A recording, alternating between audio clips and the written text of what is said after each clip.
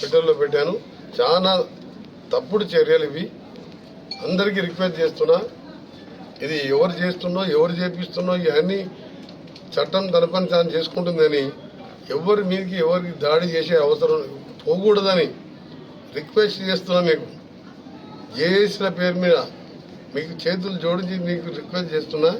ఇది మంచి సాంప్రదాయం కాదు. ప్రజాస్వామ్యంలో హింసకు తావు లేదు.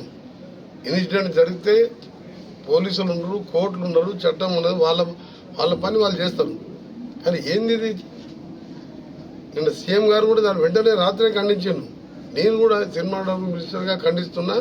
సినిమా ఇండస్ట్రీ వాళ్ళ జోలికి కానీ, హీరోల జోలికి, డైరెక్టర్లు, ప్రొడ్యూసర్ ఎవరు జోలికి పోదు. వాళ్ళకి ఇంకా సపోర్ట్ చేయాలన్నాను. నాకు ఇలా చిత్రపూర్ గారిలో ఓపెన్ ల్యాండ్స్ ఉన్నాయి. ఇక్కడ జూనియర్ ఆర్టిస్టులకు కానీ, పేద ఆర్టిస్టులకు మంచి యాక్టర్స్ ఎంతోమంది ఇవాళ పేదరికంలో ఉన్నారు.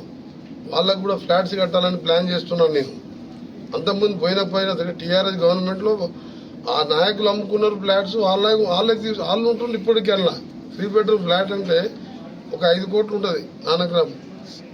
అది కాంగ్రెస్ గవర్నమెంట్లో ఇచ్చిన ల్యాండ్. అది ఆ రోజు కాంగ్రెస్ ముఖ్యమంత్రి చెన్నారెడ్డి గారు చిత్రసీమను తీసుకొస్తానికి రామారావు కోరిక మేరకు NTR studio, Annapurna studio, Ramanaidu studio, Padmalaya studio, 1000 కోట్లు ఇవాళ ఆస్తులు ఇవాళ తీసుకొచ్చిన ఇండస్ట్రీ కష్టపడి ఆ ఇండస్ట్రీని ఇక్కడనే ఉంచుకుంటాం, వాళ్ళని కాపాడుకుంటాం.